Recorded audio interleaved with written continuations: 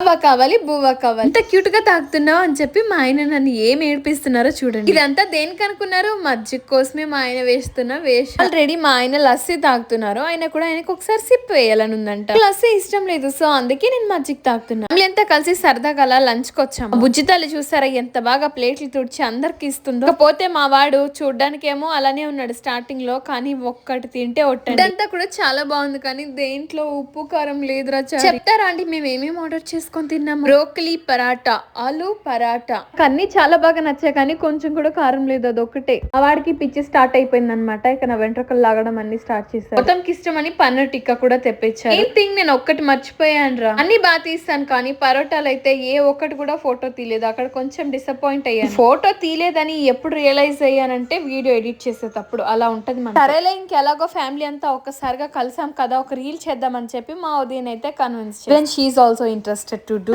ఒక చోటు చేరినప్పుడు ఈ ఊరికే ఉంటామా, స్టార్ట్ చేద్దామా అని చెప్పి స్టార్ట్ చేసేసి ఈ వీడియో వచ్చే కంటే ముందు రీలే ముందు వచ్చేసింది. చూడని వాళ్ళు ఎవరైనా ఉంటే వెళ్ళి చూసేయండి. లైక్ ఇవ్వచ్చు కదా.